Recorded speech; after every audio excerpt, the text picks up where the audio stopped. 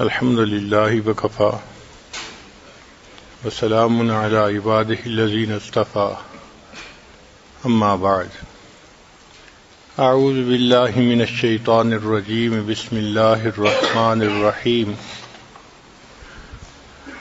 رب اشرح لی صدری ویسر لی امری واحلل عقدۃ من لسانی یفقہوا قولی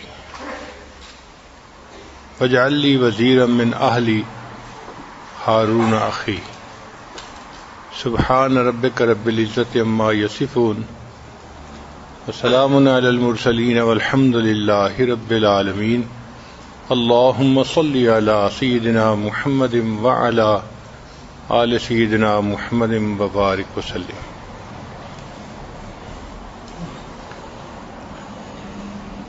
اللہ رب العزت نے ایمان والوں کے لیے مختلف رشتے بنائے ہیں۔ ایک رشتہ تو خون کی وجہ سے ہوتا ہے، ایک ماں باپ کی اولاد۔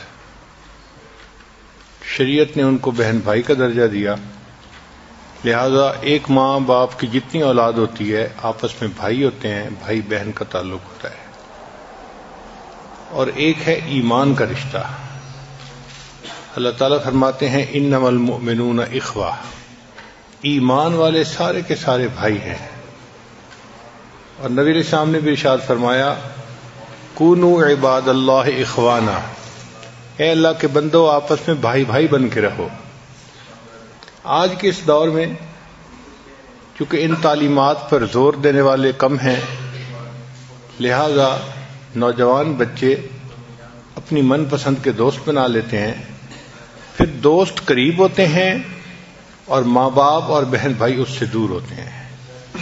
وہ سب سے ہٹ کٹ جاتا ہے بندہ۔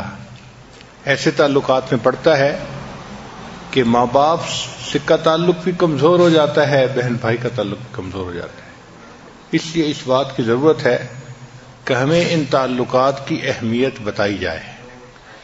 اگر ایک باپ کے دو بیٹے ہیں، وہ آپس میں محبت پیار سے رہیں گے تو دو فائدے، ایک تو محبت پیار سے رہنے سے اللہ خوش ہوں گے، اور دوسرا ماں باپ کو بھی خوشی ہوگی جب وہ اپنے بچوں کو دیکھتے ہیں آپس میں محبت ہے، اتفاق ہے، ایک دوسرے کے ساتھ طبیعتیں ملتی ہیں، تو ماں باپ کے دل کی خوشی بڑھ جاتی ہے۔ عجیب بات ہے کہ شیطان بھائیوں کے درمیان ہی غلط فہمیاں ڈالتا ہے اور بھائیوں کے درمیان ہی رشتے ناطے توڑتا ہے۔ چنانچہ ایسے بھی ہم نے دیکھا کہ بھائی بھائی سے بات ہی نہیں کرتا۔ بھائی اگر کوئی بات کر دے، مشورہ دے دے، تو دوسرا بھائی اس طرح غصے ہوتا ہے کہ جیسے پتہ نہیں اس نے کیا حد تک کر دیا ہے۔ بہن بھائی کا آپس میں بولنے کا جو ہے تعلق ختم ہوتا ہے۔ بچپن کی چھوٹی چھوٹی باتوں کو یاد کر کے وہ شادی کے بعد بھی ایک دوسرے سے تعلق ٹھیک نہیں رکھتے۔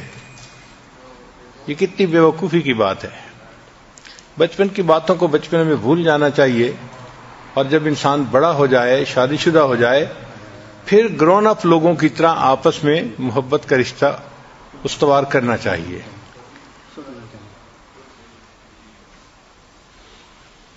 میرے دادا مرحوم جو تھے وہ دو بھائی تھے، ایک بڑے تھے ایک چھوٹے تھے۔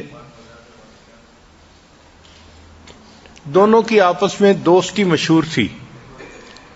لوگ ان کے بارے میں کہا کرتے تھے کہ یہ دوست پہلے ہیں، بھائی بعد میں ہیں۔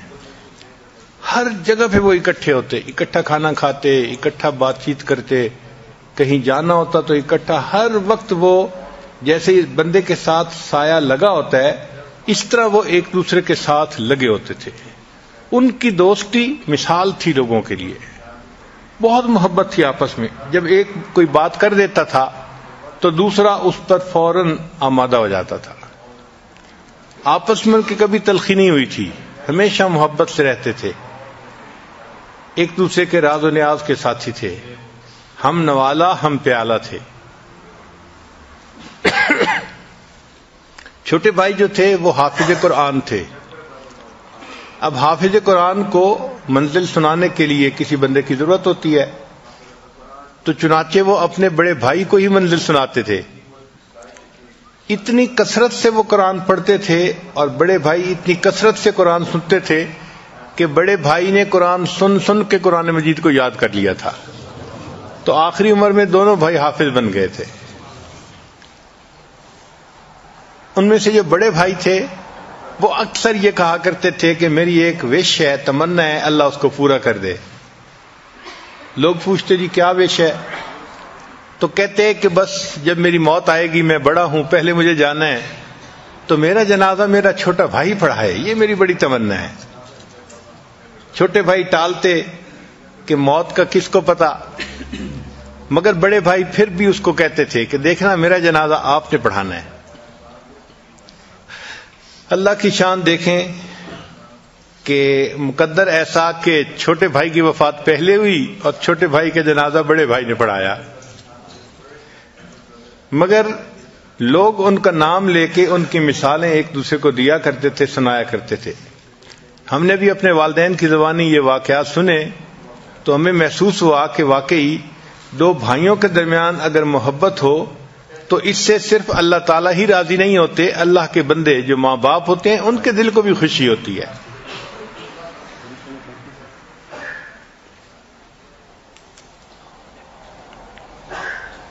اونچ نیچ ہونا، غلطی کوتاہی ہونا، یہ انسان کے ساتھ لگا ہے. انسان ضعیف البنیان ہے اور انسان نسیان کا پتلا ہے، بھول جاتا ہے، کوتاہی کر بیٹھتا ہے، جس سے کہ دوسرا بندہ ہرٹ ہو جاتا ہے. تو غلط فہمی کا پیدا ہو جانا کوئی بڑی بات نہیں ہے، مگر شیطان چھوٹی چھوٹی باتوں کو زوم کر کے پیش کر دیتا ہے اور بھائیوں کے دلوں میں ایک دوسرے سے بدگمانی پیدا کرتا ہے، ایک دوسرے سے نفرتیں پیدا کرتا ہے. اس کو کنٹرول کرنا چاہیے. بھائی بہن کا تعلق بھی بہت محبت کا تعلق ہے، مگر بھائیوں کی طبیعت ہوتی ہے وہ بہنوں کو تنگ کرتے رہتے ہیں، خواہ مخواہ طبیعت ہوتی ہے. بیٹھے ہوں گے اس پہ کوئی بات کر دیں گے، کبھی اس کے کپڑوں پہ بات، کبھی اس کے کھانے پہ بات، کبھی اس کی چیزوں پہ بات، اس کو تنگ کرتے ہی رہتے ہیں، عادت ہے. مگر اس تنگ کرنے کا مطلب کوئی نفرت نہیں ہوتی. یوں سمجھیں کہ یہ تنگ کرنا ان کی محبت کی علامت ہوتی ہے.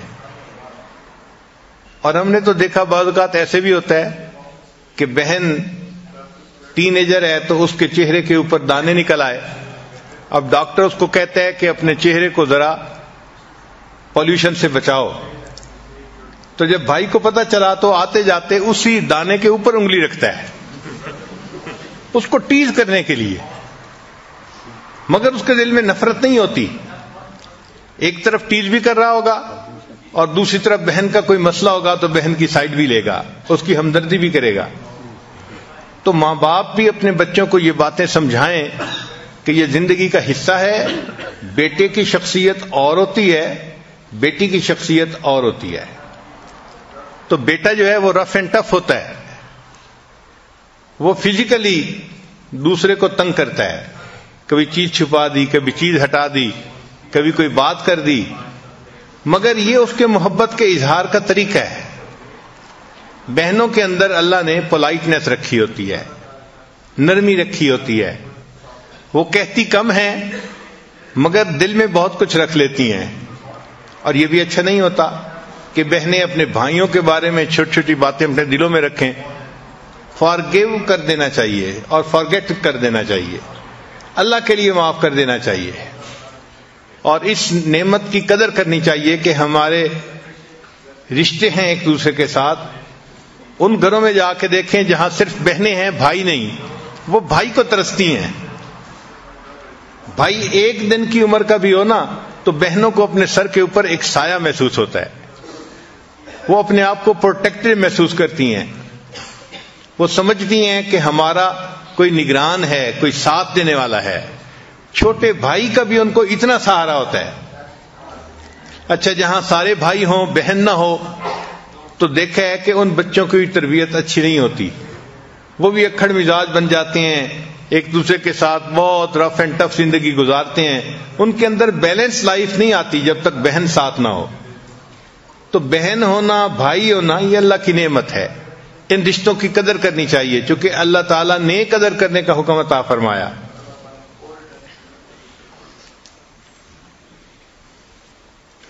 حضرت یوسف علیہ السلام کے بھائی تھے، دیکھیں وہ ان سے حسد بھی کرتے تھے، اور انہوں نے ان کے ساتھ ایک ایسا معاملہ کیا جو یوسف علیہ السلام توقع بھی نہیں کرتے تھے، کہ چھوٹے بھائی کو ایک کنویں کے اندر پھینک دیا۔ حضرت یوسف علیہ السلام کے دل پہ کیا گزری ہوگی؟ چھوٹے بھائی کو تو بڑوں سے محبت کی توقع ہوتی ہے، ہمدردی کی توقع ہوتی ہے، یہاں بھائی اپنے ہاتھوں سے ان کو سمندر ایک کنویں کے اندر پھینک کے جا رہے ہیں۔ جب پھینک کے چلے گئے تو کہتے ہیں کہ رات آ گئی۔ اب یوسف علیہ السلام کی پریشانی اور بڑھ گئی، ایک تو کنویں کی تنہائی ہے اور دوسرا رات کا اندھیرا ہے، اور چھوٹا بچہ تو ویسے بھی جلدی ڈر جاتا ہے۔ ایک کنویں کے اندر کوئی اکیلا آدمی ہو اور رات آ جائے تو بڑی عمر کا مرد بھی خوف زدہ ہو جائے گا۔ تو یوسف علیہ السلام بہت زیادہ خوف زدہ ہو گئے کہ پتہ نہیں اب میرے ساتھ کیا بنے گا۔ ساری رات بہت غمزدہ حالت میں ان کی گزری۔ مفسرین نے لکھا ہے کہ جب صبح صادق کا وقت قریب ہوا تو تھوڑی سی روشنی آئی، تو کنویں کے اندر جو بہت زیادہ تاریکی تھی وہ کم ہو گئی۔ اس وقت یوسف علیہ السلام نے اللہ سے دعا مانگی، اے اللہ میرے اس کرب کو بھی کم کر دے، اور دنیا میں جو بھی کوئی پریشان ہے اس کی پریشانی کو کم کر دے۔ اللہ تعالیٰ نے حضرت یوسف علیہ السلام کی اس دعا کو قبول کر لیا، چنانچہ یہ ایسا وقت اللہ نے بنا دیا کہ ہر بندے کی پریشانی تہجد کے اس وقت میں کم ہو جاتی ہے۔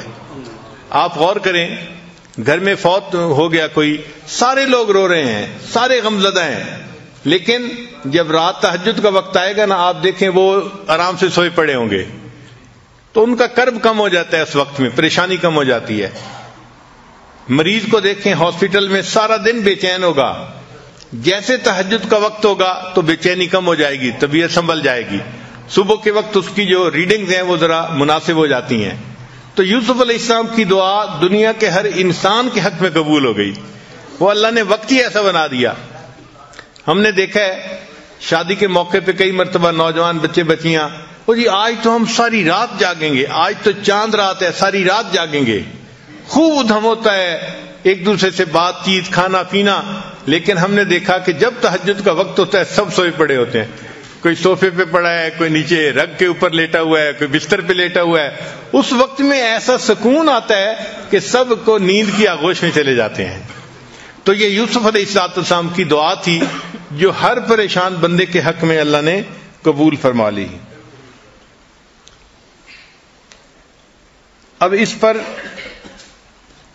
کچھ ریسرچ ہے یونیورسٹیز کی کہ how you can be a good brother, آپ ایک اچھے بھائی کیسے بن سکتے ہیں۔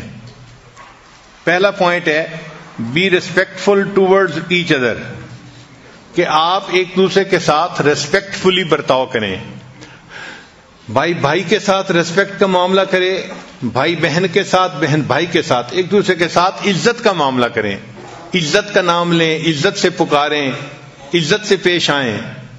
جیسے لو بگیٹس لو، اسی طرح ریسپیکٹ بگیٹس لو، ریسپیکٹ، جو انسان دوسرے کی عزت کرتا ہے اس کو بھی عزت ملتی ہے۔ پھر دوسرا پوائنٹ ہے کہ ایک اچھے بھائی کو چاہیے کہ اسکول میں اچھے گریڈ لے تاکہ ماں باپ کا دل بھی خوش ہو اور بہن بھائیوں کو بھی اس سے خوشی ہو۔ اگر ایک بھائی اچھے گریڈ لے تو دوسرے بھائی کو اس سے خوشی ہوتی ہے، بہن کو خوشی ہوتی ہے۔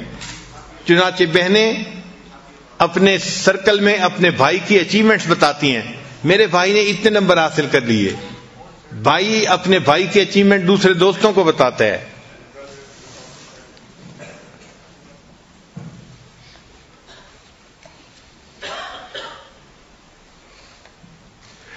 پھر تیسرا پوائنٹ ہے یوز گڈ لینگویج، اچھی زبان استعمال کرنی چاہیے۔ کئی مرتبہ انسان محبت دکھانے کے لیے نک نیم زیادہ پکارتا ہے یا ایسا نام کہ دوسرا چڑ جائے، ایسا نہیں کرنا چاہیے، بلکہ وہ نام پکارنا چاہیے کہ جس نام کو سن کے دوسرے بندے کے دل میں خوشی آ جائے۔ تو آپس میں بھائی بہن کو ایک دوسرے کے ساتھ اچھی زبان استعمال کرنی چاہیے.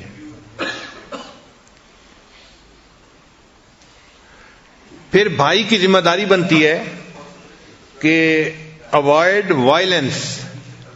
بھائی چونکہ اسٹرانگ ہوتے ہیں بہنوں کی نسبت، تو وہ کئی مرتبہ اپنی اسٹرینتھ کو ابیوز کرتے ہیں. ہاتھ مروڑ دیا، انگلی مروڑ دی، چٹکی کاٹ لی، اس قسم کی حرکتیں کرتے ہیں جس سے کہ فزیکلی دوسرے بندے کو پریشانی ہوتی ہے.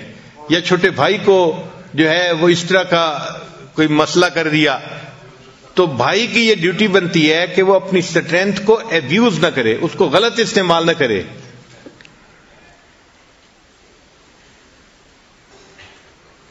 پھر 5واں پوائنٹ ہے کہ بی پروٹیکٹیو. ہر بھائی کی ذمہ داری بنتی ہے کہ بھائی بہنوں کے معاملے میں پروٹیکٹیو ہو، ان کی حفاظت کرے. جب کہیں دوسرے کا معاملہ آ جائے تو ہمیشہ اپنے بھائی کی ہمت بڑھائے اور اس کے ساتھ رہے اور اس کی حفاظت کرے برے لوگوں سے. اس پر بھی بہت ریسرچ کی گئی کہ ایک بہن اپنے بھائی سے کیا لفظ سننا چاہتی ہے، اور کئی ہزار نوجوان بچیوں سے انٹرویو کیا گیا کہ آپ لوگ کیا چاہتی ہیں کہ آپ کا بھائی کیا لفظ آپ کے سامنے بولے. تو انہوں نے کہا کہ ہم یہ چاہتی ہیں کہ ہمارا بھائی ہمیں کہے کہ یو آر ویلیوڈ. آپ کی تو بڑی قیمت ہے، آپ کی بڑی قیمت ہے، یعنی آپ کی ویلیو بہت ہے. ہم کوئی بے قیمت چیز نہیں ہے گھر میں، یا ایسے فالتو چیز نہیں ہے کہ جی بہن ہے تو فالتو چیز ہے. نہیں، ہم چاہتی ہیں کہ ہمارے بھائی ہماری ریسپیکٹ کریں اور ہماری ویلیو کو محسوس کریں.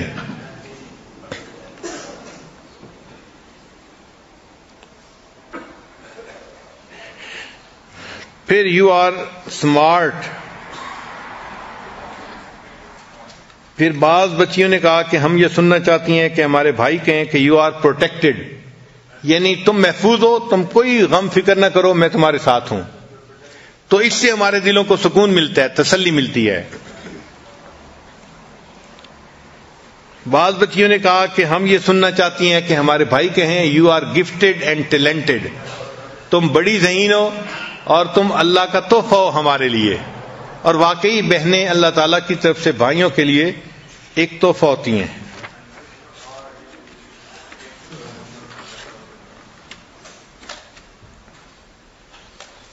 بعض بچیوں نے کہا کہ ہم اپنے بھائیوں سے یہ لفظ سننا چاہتی ہیں کہ یو آر لوڈ، کہ مجھے تم سے بہت محبت ہے.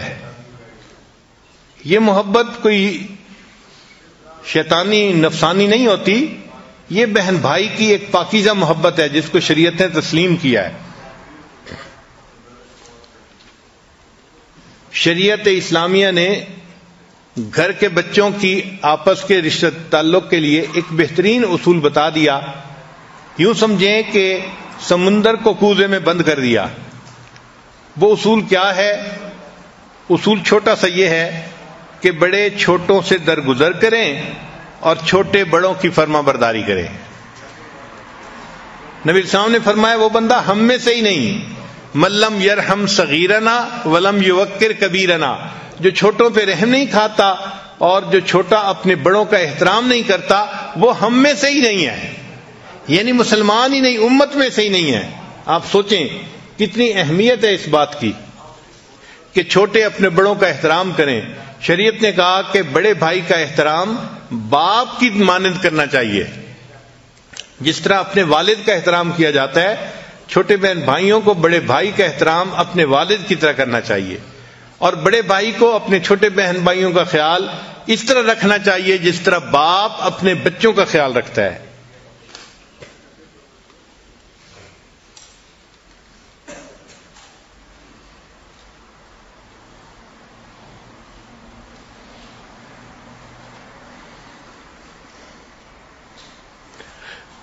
جب بہن بھائی بڑی عمر کے ہو جائیں، دونوں جوان العمر ہیں، تو اب ان کا رشتہ جو ہے ذرا اور پختہ ہو جاتا ہے.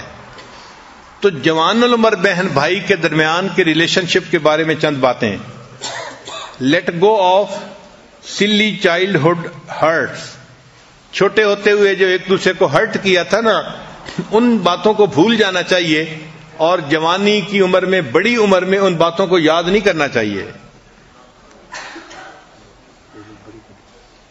پھر ایک خاص پوائنٹ کہ show up for each other big اور اسمال ایونٹ، ہر ایونٹ پر ایک دوسرے کے پاس جانا چاہیے۔ مثلا بھائی کا کوئی ایونٹ ہے تو بہن کو اس کے اوپر جانا چاہیے، اور بہن کی شادی ہوئی یا اس کا بچہ ہوا یا کوئی اور اس کا ایسا ایونٹ ہے تو بھائی کو جانا چاہیے۔ یعنی ایک دوسرے کے زندگی کے جو ایونٹس ہیں ان پہ ایبسنٹ نہیں رہنا چاہیے، جانا ضرور چاہیے، چاہے چھٹی لینی پڑے، چاہے سفر کرنا پڑے، چاہے مشکل اٹھانی پڑے، مگر اس کی اہمیت دل میں ہو کہ میرے بھائی کا خوشی کا ایونٹ ہے، میں نے اس میں شریک ہونا ہے، غم کا ایونٹ ہے، میں نے اس میں شریک ہونا ہے۔ تو شریعت نے کہا کہ ایک دوسرے کے غم اور خوشی کے ایونٹ پہ بہن بھائیوں کو شریک ہونا چاہیے۔ یہ نہ ہو کہ چھوٹی چھوٹی جو ہے وہ ایکسکیوزز بنا کے انسان ایک دوسرے سے فاصلہ دلوں میں پیدا کر لے۔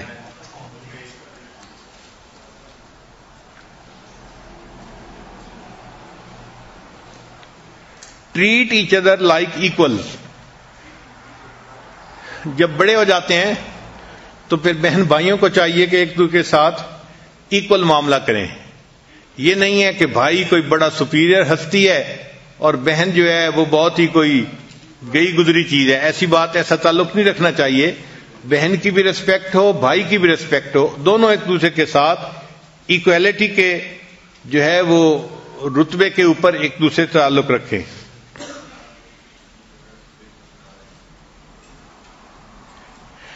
پھر don't discuss your relatives opinions, بہن بھائیوں کو چاہیے کہ اپنے رشتہ داروں کی اوپینینز کو آپس میں ڈسکس مت کریں۔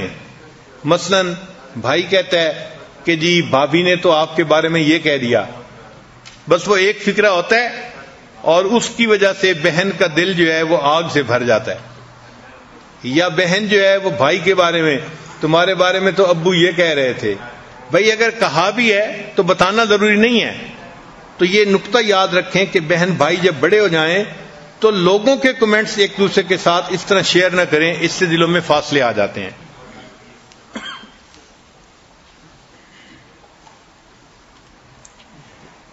Don't make distance an excuse for being emotionally distant. ایک بہن کی شادی ایک شہر میں ہو گئی، بھائی دوسرے شہر میں ہے، اب کچھ ڈسٹینس تو ہے، لیکن اس ڈسٹینس کو ایموشنلی ایک دوسرے سے ڈسٹینس ہونے کا ایکسکیوز نہ بنائیں۔ جانا چاہیے ایک دوسرے کے پاس ملنے کے لیے، تعلق جوڑے رکھنا چاہیے ایک دوسرے کے ساتھ۔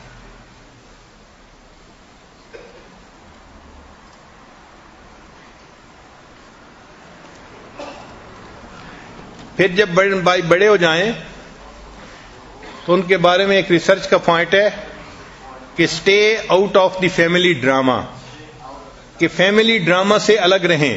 مثلا ماں باپ میں کسی بات پہ کوئی آرگومنٹ ہو گئی، اب یہ اس آرگومنٹ کا حصہ نہ بنے، کوئی ماں کا جو ہے وہ سائڈ لے گا، کوئی باپ کی سائڈ لے گا، تو ان کے اپنے ریلیشن شپ بھی خراب ہو جائیں گے پیرنٹس کے ساتھ۔ انسان ہے، اگر ماں باپ آج آرگومنٹ کر رہے ہیں تو تھوڑی دیر کے بعد ایک دوسرے سے محبت پیار کی باتیں بھی کر رہے ہوں گے۔ تو ماں باپ کے معاملات کو ماں باپ کے ساتھ رکھنا چاہیے۔ یا فیملی کا کوئی ایشو ہے تو اس ڈرامے سے بچوں کو چاہیے کہ اپنے آپ کو الگ رکھیں۔ اچھا، کئی جگہوں پہ پالیٹکس بھی چلتی ہے، جب زیادہ لوگ ہوتے ہیں نا ایک فیملی میں، زیادہ بھائی ہیں، ان کی زیادہ بیوی ہیں، تو پھر جتنے زیادہ دماغ ہوتے ہیں اتنی زیادہ سوچیں بھی ہوتی ہیں۔ تو ایسی صورتحال میں اپنے آپ کو پالیٹکس سے الگ ہی رکھنا بہتر ہوتا ہے۔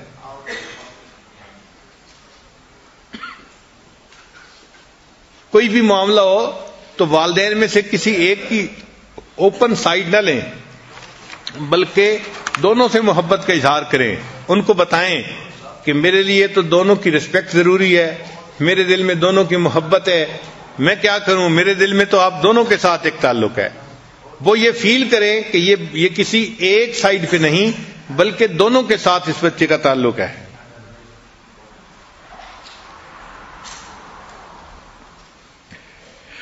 آگے ایک ریسرچ ہے کہ tips for parents to improve sister brother relationship. کئی جگہوں پہ سسٹر برادر ریلیشن شپ بہت خراب ہوتا ہے. بھائی بہن آپس میں بولتے نہیں، ایک دوسرے کی مخالفت کرتے ہیں، بلکہ ایک دوسرے کے ساتھ دشمنوں کی طرح پیش آتے ہیں. تو ماں باپ پریشان ہوتے ہیں. ان کے لیے ٹپس ہیں کہ وہ اپنے بچے بچیوں کے درمیان تعلق کو کس طرح بہتر سنوار سکتے ہیں. ان میں پہلا پوائنٹ ہے کہ ٹریٹ یور چلڈرن فیئرلی. بچوں کے ساتھ فیئر تعلق رکھنا چاہیے. کسی ایک کو دوسروں پر بہت زیادہ پرائرٹی نہ دیں. Avoid double standard between daughters and son. Double standard نہ رکھیں کہ بیٹی کے لیے اسٹینڈرڈ اور ہے اور بیٹے کے لیے اسٹینڈرڈ اور ہے. نہیں، دونوں بچے ہیں تو ماں باپ کو چاہیے کہ دونوں کے ساتھ برابری کا معاملہ کرے. پھر ایک تیسرا نقطہ بہت اچھا ہے کہ set regular family bonding time. ایسا ٹائم جس میں کہ فیملی کے لوگ ایک دوسرے کے ساتھ محبت پیار کے تعلق میں جڑتے ہیں، اس کو سیٹ کر دینا چاہیے. مثال کے طور پہ کھانا کھانا ہے، اب بچوں کو بتانا چاہیے کہ کھانے پہ ہر ایک کو حاضر ہونا پڑے گا. یہ نہیں کہ ادھر کھانے کا وقت ہے اور بیٹی جو ہے وہ اسکول کا کام نکال کے بیٹھ گئی اور بیٹا جو ہے وہ کالج کا کام نکال کے بیٹھ گیا یا اپنے دوستوں کے ساتھ فون پہ بات کرنے لگ گیا. بھائی تمہارے فون، تمہارے کالج کے کام سب اپنی جگہ، مگر جو کھانے کا ٹائم فیملی کا ہے اس ٹائم کی رسپیکٹ کرنی چاہیے اور فیملی کے سب لوگوں کو مل بیٹھ کے کھانا کھانا چاہیے. مل کے کھانا کھانے سے دلوں کے اندر الفتیں محبتیں بڑھتی ہیں.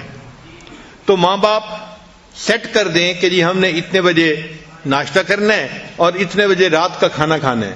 دوپہر میں تو عام طور پہ بچے کالجوں میں اسکولوں میں ہوتے ہیں تو دوپہر کے کھانے پہ سب کا اکٹھا ہونا ذرا مشکل ہوتا ہے، مگر جو صبح اور رات کا ایونٹ ہے کھانے کا اس پہ سب بچے ماں باپ سب اکٹھے ہوں، بیٹھیں، آپس میں بات چیت کریں.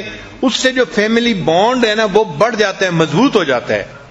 بچے ماں باپ سے کنیکٹ ہو جاتے ہیں، ایک دوسرے کے ساتھ ان کا کنیکشن مضبوط ہو جاتا ہے.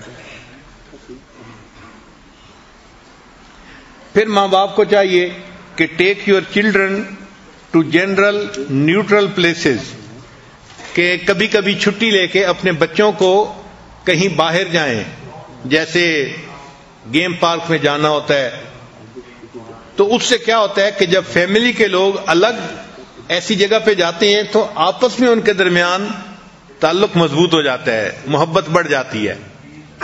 تو ایسے ایونٹ سال میں ایک ہو یا دو ہو، ایسے رکھنے ضرور چاہیے. یہ عبادت ہے، اس کو یہ نہ سمجھیں کہ جی ٹائم ضائع کرتے پھر رہے ہیں. یہ ٹائم ضائع کرنا نہیں ہے، یہ بلکہ گھر کے جتنے بھی افراد ہیں ان کے درمیان سیمنٹ کا کام کرتا ہے. اور ایسے ایونٹ سے سب بچے فریش ہو کے آتے ہیں اور ایک دوسرے کے ساتھ ان کی محبت پیار کا تعلق بڑھ جاتا ہے اور پھر وہ سارا سال اس کی میموریز ایک دوسرے کے ساتھ شیئر کرتے رہتے ہیں.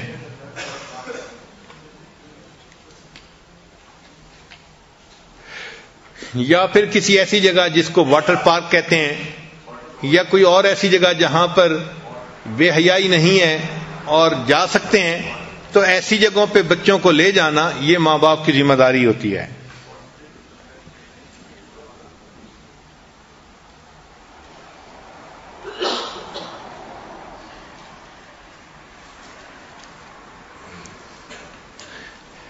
پھر ماں باپ کو چاہیے کہ جب بھی بچوں کے ساتھ مل کے بیٹھیں تو کسی نہ کسی بچے کی جو چائلڈ ہوڈ میموریز ہیں ان کا تذکرہ ضرور کریں.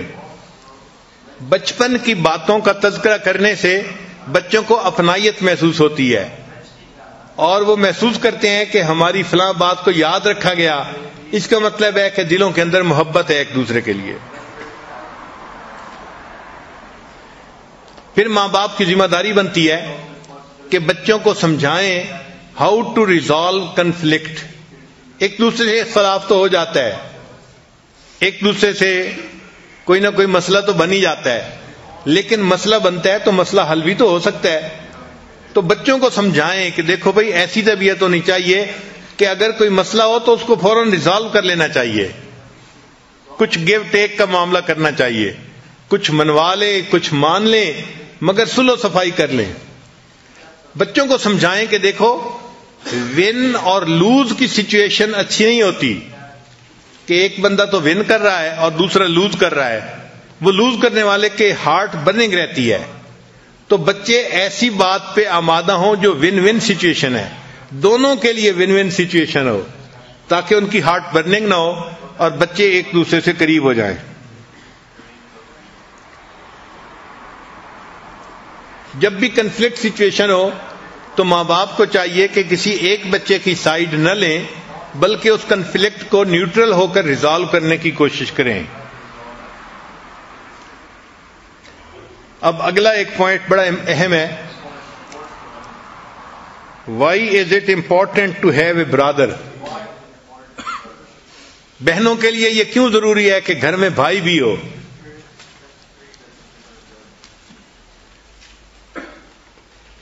تو ریسرچ کا پہلا پوائنٹ ہے کہ his presence remind you of the importance of family.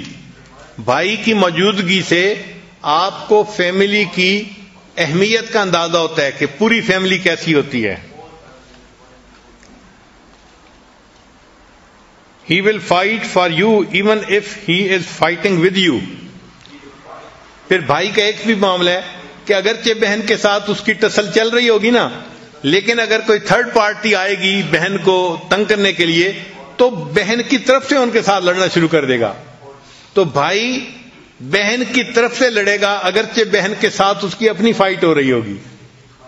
بھائی ہمیشہ اپنی بہنوں کی سائڈ لیا کرتے ہیں. پھر ایک پوائنٹ ہے کہ ہی ول ناٹ جج یو, وہ ججمنٹس نہیں کرتا اپنی بہن کی. پھر ایک اور پوائنٹ بھی ہے کہ جب شادیاں ہو جاتی ہیں تو brother loves sisters kids as they are his own children. بھائی اپنے بہنوں کے بچوں سے اس طرح محبت کرتے ہیں جس طرح کہ یہ اس کے اپنے بچے ہوتے ہیں. تو بھانجے بھانجیوں سے ایسی محبت ہوتی ہے جیسے اپنے بیٹے بیٹیوں سے محبت ہوتی ہے. پھر ایک پوائنٹ اور بھی ہے کہ بھائی کا یہ فائدہ ہے کہ اگر کسی وقت بھی بچی کے لیے پرپوزل کوئی آئے تو بھائی سب سے بیسٹ رائے دیتا ہے, چونکہ وہ اسی ایج گروپ کا ہوتا ہے نا, تو وہ اس لڑکے کو جلدی جج کر لیتا ہے کہ یہ کیسا لڑکا ہے.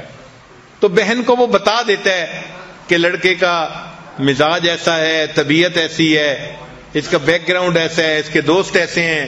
تو بہن کو ساری انفارمیشن والد نہیں بتا پاتا, بھائی بتاتا ہے. تو بھائی کے فوائد میں سے ایک فائدہ یہ بھی ہے. پھر ایک فائدہ یہ ہے کہ ہی لوز یو انکنڈیشنلی.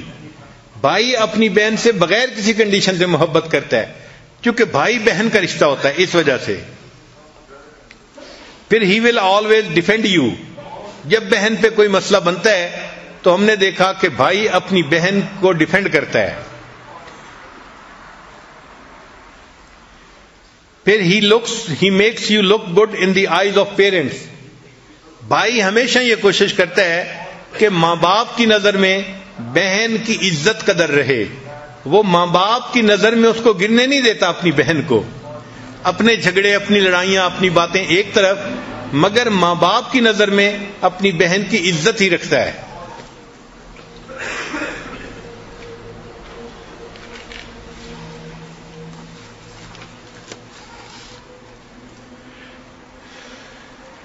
پھر ایک بات کہ he is the only person who speaks your language. بھائی ہی وہ بندہ ہوتا ہے جو بہن کی زبان بولتا ہے. ایج گروپ ایک ہوتا ہے نا, اور زندگی اکٹھے ایک گھر میں گزری ہوتی ہے, تو وہ ایک دوسرے کی لینگویج کو جانتے ہیں. اس لیے بھائی ہی وہ آدمی ہوتا ہے جو بہن کی لینگویج بولتا ہے. یہ بھائی کے فوائد میں سے ایک فائدہ یہ بھی ہے. پھر ایک فائدہ یہ بھی ہے کہ ہی میکس یو لاف. بھائی عام طور پہ ہنسی مذاق کی باتیں کرتے ہیں تو والدین بھی ہنستے ہیں اور بہنیں بھی ہنستی ہیں. ایک فائدہ یہ بھی ہے کہ ہی کیپس یور سیکرٹس. بھائی اپنی بہنوں کے راز کھولتے نہیں ہیں, ان کو رسوا نہیں کرتے, ان رازوں کو پوری زندگی اپنے دلوں میں چھپاتے ہیں. پھر ہی ویلیوز یور ایڈوائس. اگر آپ کوئی ایڈوائس کریں گی نا تو بھائی ہمیشہ بہن کی رائے کا بڑا خیال رکھتا ہے اور اس پر عمل کرتا ہے.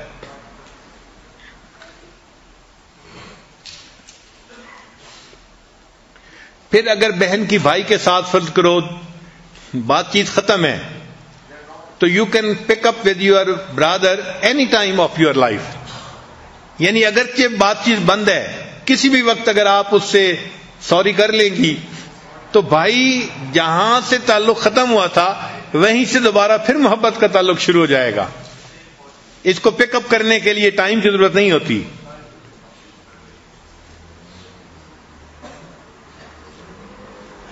پھر بھائیوں کی وجہ سے بہنوں کے اندر ہمبلنس آتی ہے. وہ چونکہ صبر سے ان کے ساتھ ڈیل کرتی ہیں، ان کے کام کرتی ہیں، تو بچیوں کے اندر ہمبلنس، ان کے اندر جو ایگو ہوتی ہے نا وہ نارمل ہو جاتی ہے. وہ جو فخر ہوتا ہے، تکبر ہوتا ہے، وہ ٹوٹتا ہے، تو نفس جو ہے وہ سیدھا ہو جاتا ہے.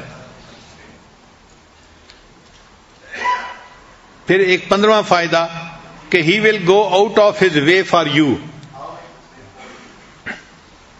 بھائی اپنے بہن کے لیے آؤٹ آف دی وے جا کے اس کی ہیلپ کر سکتا ہے. تو اگر اپنے گھر کے بچوں کو یہ باتیں سکھائی جائیں گی تو بھائی بہنوں کا آپس میں تعلق بڑھے گا، محبت پیار سے رہیں گے، اور ماں باپ کے لیے وہ گھر جنت کی مانند ہوگا کہ گھر کے سب لوگ ایک دوسرے سے اس وقت محبت کی زندگی گزارنے والے ہیں. اللہ کی شان کہ یہ بھائی کا تعلق ایسا ہے کہ جب انسان پہ مشکل وقت آتا ہے اس کو بھائی یاد آتا ہے. جب انسان پہ مشکل وقت آتا ہے تو اس کو بھائی یاد آتا ہے. چنانچہ ایک پنجابی شاعر ہیں ہمارے، تو انہوں نے کہا کہ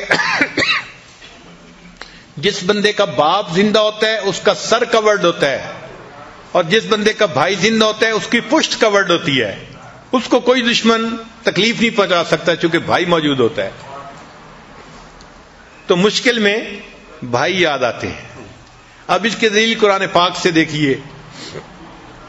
حضرت موسیٰ علیہ السلام کو طور پر گئے، اللہ تعالیٰ نے ان کی نبوت سے سرفراز فرمایا اور فرمایا اذهب الى فرعون انه طغى، جائیے فرعون کے پاس، وہ باغی طاغی بنا ہوا ہے. اب حضرت موسیٰ علیہ السلام کے ذہن میں یہ بات آئی کہ بچپن میں نے ایک انگارہ رکھ لیا تھا زبان پہ، تو میرا بولنا جو ہے نا وہ واضح نہیں ہے. یعنی بات چیت بہت واضح نہیں کر پاتے تھے، کرتے تو تھے لیکن تھوڑی سی کمی تھی بات چیت کرنے میں. جیسے زبان میں گرا ہوتی ہے نا، آپ سمجھ لیں یوں تھی. تو اس وقت انہیں محسوس ہوا کہ یہ ذمہ داری بڑی ہے، میں اکیلا اس ذمہ داری کو نہیں نبھا سکوں گا. تو انہوں نے اللہ تعالیٰ سے دعا مانگی، رب اشرح لی صدری ویسر لی امری واحلل عقدۃ من لسانی یفقہوا قولی. میری زبان کا عقدہ کھول دیجئے تاکہ سننے والی میری بات کو آسانی سے سمجھ سکیں. اور پھر ساتھ کہا کہ وجعل لی وزیرا من اہلی، میرے اس کام میں میرے گھر والوں میں سے میرا ایک وزیر بنا دیجئے، ہارون اخی، ہارون جو میرا بھائی ہے. تو دیکھیں حضرت موسیٰ علیہ السلام کو کون یاد آیا ایسے وقت میں؟ بھائی یاد آیا. اور اللہ نے ان کی دعا کو قبول کر کے بھائی کو نبوت بھی عطا فرما دی.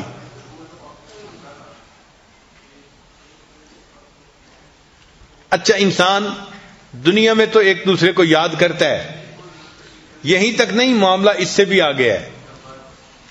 چنانچہ قیامت کا دن ہوگا اور وہ سب سے زیادہ پریشانی کا دن ہوگا، سب سے زیادہ مصیبت کا دن ہوگا.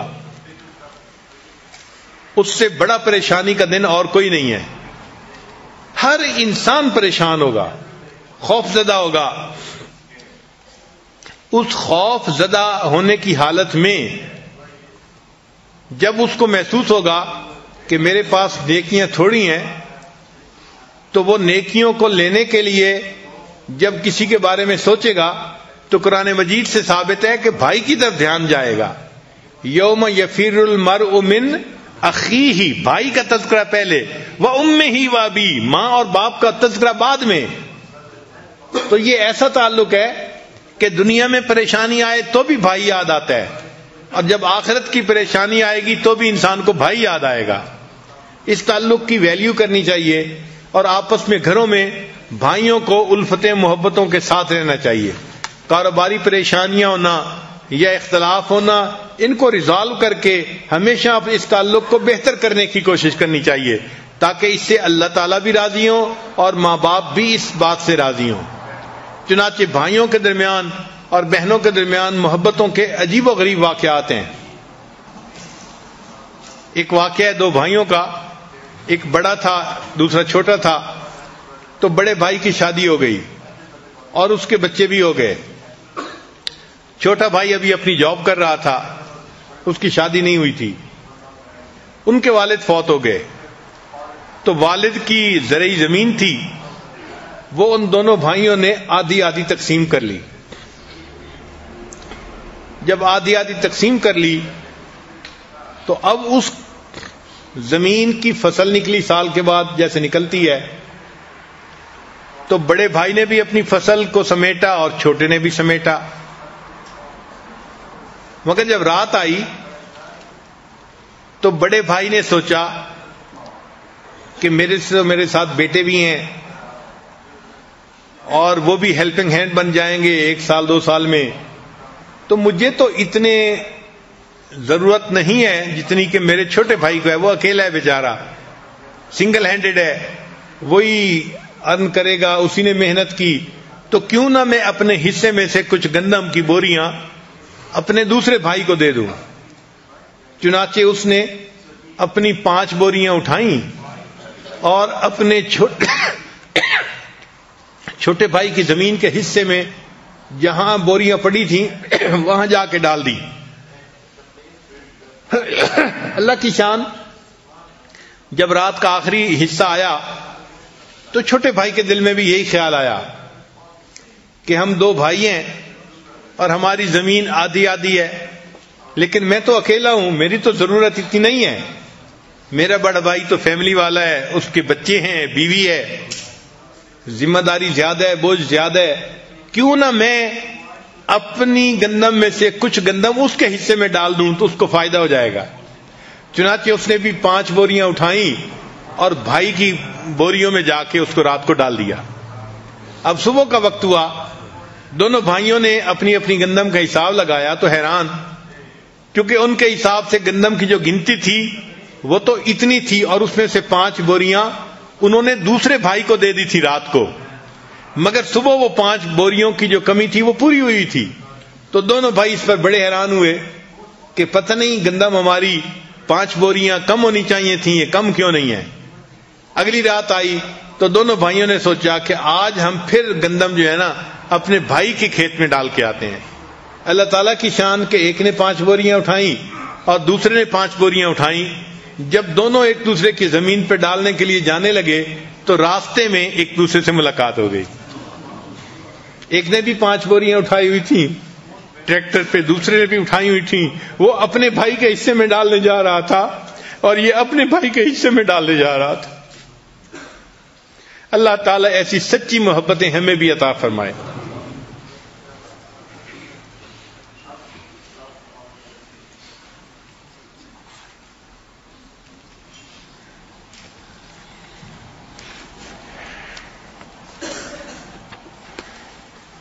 اب ایک سٹوری بہن بھائی کے بارے میں. یہ بہن بھائی انگریز تھے، مگر بہرحال بہن بھائی کی محبت کا تعلق تو ہوتا ہی ہے، انسان مسلمان ہو یا نہ ہو. مگر یہ عجیب قصہ ہے کہ جس میں ایک بھائی نے اپنی بہن کے ساتھ کیسے وفا کی، کیسے تعلق کو نبھایا. یہ سٹوری بہن نے نیریٹ کی ہے. وہ کہتی ہے کہ میں ایک بہت ہی غریب ماں باپ کی بیٹی تھی، بہت غریب ماں باپ، اور ہمارا علاقہ جو تھا وہ ماؤنٹینیس علاقہ تھا، ارد گرد پہاڑ تھے، اور اس کے درمیان میں ایک گاؤں تھا. اس گاؤں میں ہم اپنے والدین کے ساتھ رہتے تھے. میں بڑی تھی اور میرا بھائی جو تھا وہ مجھ سے 3 سال چھوٹا تھا. بہن بڑی تھی اور بھائی اس سے 3 سال چھوٹا تھا، اور دونوں زندگی گزارتے تھے. کہنے لگی کہ میری عمر 11 سال کی تھی اور میرے بھائی کی عمر 8 سال کی تھی. ایک ایسا وقت آیا کہ جو گاؤں کا سٹور تھا نا، وہ سٹور کیپر ہینڈ کرچیف لے کے آیا جو سلک کے بنے ہوئے تھے اور بڑے خوبصورت ڈیزائن کے تھے. چنانچہ گاؤں کی ہر لڑکی کے ہاتھ میں وہ ہینڈ کرچیف تھا. جب میں نے دیکھا تو میرے دل میں بھی شوق ہوا کہ ایک ہینڈ کرچیف میں بھی خریدوں، لیکن میرے پاس 50 سینٹ تھے اور ہینڈ کرچیف کی قیمت جو تھی وہ $1 تھی، تو مجھے 50 سینٹ چاہیے تھے. اب میرے اندر جھجک ہوئی کہ میں اپنے ابو سے مانگوں، تو میں نے کیا کیا کہ جب اکیلی تھی تو والد کے ڈرائر سے 50 سینٹ میں نے چوری کر لیے، اور 50 سینٹ چوری کر کے میں نے $1 کا ہینڈ کرچیف خرید لیا. تو جب میں خرید کے لائی تو بھائی نے بھی دیکھا کہ نئی چیز خرید کے لائی ہے. اب میرے والد کے پاس زیادہ پیسے نہیں ہوتے تھے، چنانچہ اس نے جب اپنا ڈرائر کھولا تو اس نے فوراً فگر آؤٹ کر لیا کہ اس میں سے 50 سینٹ کسی نے چرائے ہیں. وہ کہتی ہے کہ میرے والد صاحب بڑے غصے میں انہوں نے ہم دونوں بہن بھائیوں کو بلایا اور بلا کے کہا کہ تم میں سے کس نے میرے 50 سینٹ چرائے ہیں. لڑکی کہتی ہے کہ یہ سن کے میری حالت تو ایسی کہ جیسے جسم میں خون ہی نہیں رہا، بالکل جیسے کوئی بے جان ہو جاتا ہے کہ بھئی میری چوری پکڑی گئی. میں بالکل خاموش کھڑی ہو گئی، رنگ پیلا ہو گیا. والد نے بھائی کو بھی بلا لیا اور بھائی کو بلا کے پوچھا کہ کیا تم نے میرے پیسے چرائے ہیں؟ اس نے کہا نہیں. اب دونوں خاموش تھے، بہن بھائی ہم، اور والد صاحب ناراض ہو رہے تھے اور کہہ رہے تھے کہ چوری کرنا بری عادت ہے، اور ابھی سے اگر تمہیں چوری کی عادت پڑ گئی تم اچھے انسان کیسے بنو گے، اور میں چوری کرنے والوں کو تو میں معافی نہیں دوں گا، میں اس کو پنش کروں گا، چونکہ یہ میں پسند نہیں کرتا کہ میرا بچہ کوئی چور بنے. اب والد جتنا ناراض ہو رہے تھے وہ کہنے لگی کہ میرا خوف اور زیادہ ہوتا جا رہا تھا. اس خوف کی حالت میں میرے چھوٹے بھائی نے میرے چہرے کی طرف دیکھا تو اس نے فگر آؤٹ کر لیا کہ یہ تماشا کیا باجی نے ہے، بڑی بہن نے ہے. اور اس نے میرا ہینڈ کرچیف بھی دیکھا تھا، وہ بتا بھی سکتا تھا کہ ہاں اس نے ایک نیا ہینڈ کرچیف خریدا ہے، مگر وہ چپ رہا. جب والد نے چند دفعہ پھر پوچھا کہ اگر تم نہیں بتاؤ کہ کس نے پیسے اٹھائے تو میں دونوں کو پنش کروں گا. جب باپ نے یہ کہا نا کہ اگر کوئی نہیں بتائے گا تو میں دونوں کو پنشمنٹ دوں گا، تو کہنے لگے کہ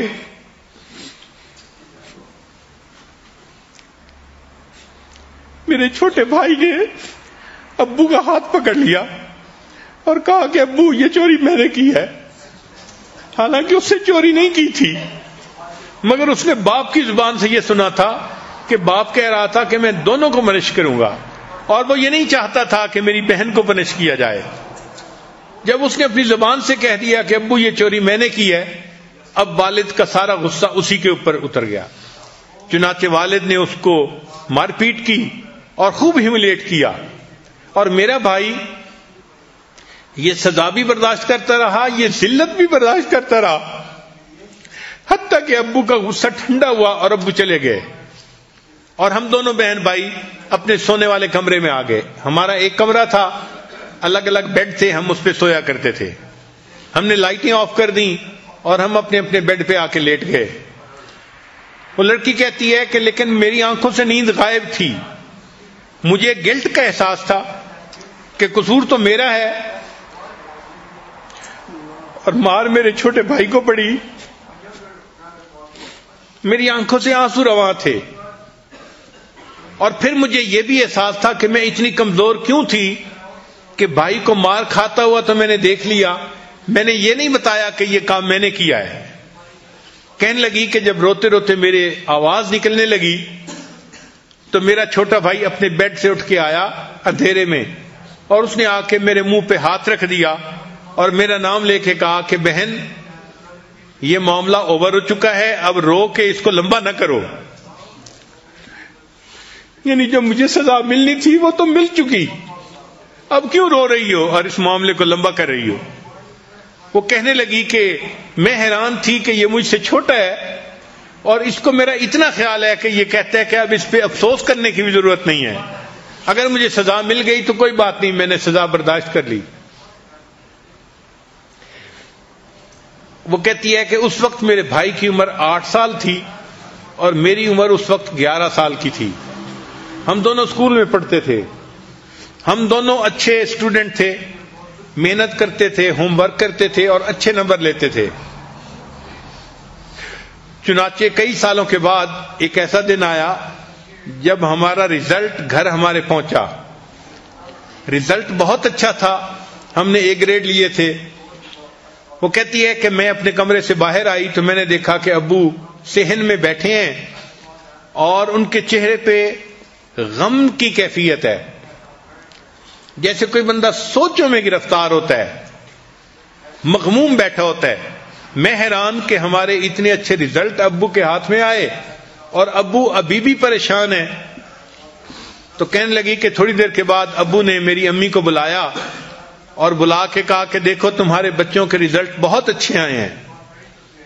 تو میری امی نے کہا ان کے اچھے رزلٹ کا کیا فائدہ جب تم ان کو اگلے انسٹیٹیوشن میں داخلہ ہی نہیں دلوا سکتے اور تعلیم کنٹینیو ہی نہیں کروا سکتے، تمہارے پاس تو پیسے ہی نہیں ہے۔ تو میرے ابو نے جواب دیا، ہاں میرے پاس اتنے پیسے تو ہیں کہ میں 2 میں سے 1 کو کالج میں داخلہ دلوا سکتا ہوں، مگر دوسرے کے لیے میں اپنے دوستوں کے پاس جاؤں گا اور ان سے پیسے ادھار لے لوں گا۔ چنانچہ یہ کہہ کے ابو میرے باہر نکلے اور جتنے گاؤں میں ان کے دوست تھے وہ سب کے دروازوں پر گئے، مگر گاؤں میں لوگوں کے پاس اتنے پیسے نہیں ہوتے، چنانچہ ابو خالی ہاتھ واپس آئے۔ جب خالی ہاتھ واپس آئے تو امی نے پوچھا کہ تمہیں تو کہیں سے قرضہ بھی نہیں ملا، اب بچوں کا کیا کرو گے؟ تو ابو نے کہا کہ بس میں 2 میں سے 1 کو داخل کروا دوں گا، چونکہ 1 کے داخلے کے پیسے میرے پاس موجود ہیں۔ کہنے لگے جب ابو نے یہ الفاظ کہے نا کہ میں 2 میں سے 1 کو کالج میں داخل کروا دوں گا تاکہ 1 اپنی تعلیم حاصل کر لے، تو میرا بھائی فوراً بولا ابو بہن کو آپ کالج میں داخل کروا دیں، وہ تعلیم حاصل کر لے گی تو اچھی جگہ اچھے گھر میں اس کا رشتہ ہو جائے گا۔ کہنے لگے اس پہ ابو کو غصہ آ گیا، وہ کہنے لگے کہ تم مرد ہو اور بجائے اس کے کہ تم تعلیم حاصل کرو اور کل کو اچھی کمائی کرنے والے بنو، تم پڑھائی سے جان چھڑا رہے ہو، تم سست انسان ہو، تم بہت بزدل انسان ہو۔ تو ابو نے اس کو ڈانٹنا شروع کر دیا۔ تو بھائی نے آگے سے جواب دیا ابو میں نے تو پڑھنا نہیں، ہاں بہن کو آپ داخلہ دلوائیں تاکہ وہ پڑھ سکے۔ اس کے کلیئر کٹ الفاظ کہنے پہ ابو کو اور غصہ آیا اور انہوں نے کہا اچھا میں دیکھتا ہوں صبح تم کیسے کالج میں داخل نہیں ہوتے۔ اب جب والد نے یہ ورڈ دے دیے کہ میں دیکھتا ہوں تم صبح کالج میں داخل کیسے نہیں ہوتے، تو وہ کہتی ہے کہ والد صاحب تو چلے گئے اور ہم بہن بھائی پھر کمرے میں آ کے اپنے اپنے بیڈ پہ لیٹ گئے۔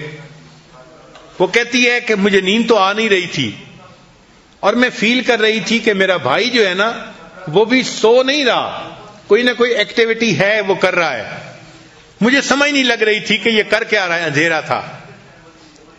کہنے لگے کہ جب صبح اٹھی تو مجھے اپنے سرہانے کے قریب پلو کے قریب ایک نوٹ لکھا ہوا ملا جو بھائی نے مجھے رکا لکھا تھا۔ اس میں اس نے لکھا تھا میں 17 سال کا ہو چکا ہوں اور اس قابل ہوں کہ میں مزدوری کر کے اپنا پیٹ پال سکتا ہوں، لہذا میں ہمیشہ کے لیے گھر چھوڑ کے جا رہا ہوں تاکہ ابو مجھے کالج میں داخل نہ کروا سکے اور انہیں مجبوراً تمہیں داخل کروانا پڑے۔ اور پھر مجھے نصیحت تھی کہ آپ میری بڑی بہن ہو، آپ دل لگا کے پڑھنا اور ایک اچھی تعلیم حاصل کرنا یونیورسٹی سے۔ اور اس نے جو کپڑے پہنے ہوئے تھے وہ انہی کپڑوں میں گھر چھوڑ کے چلا گیا تھا۔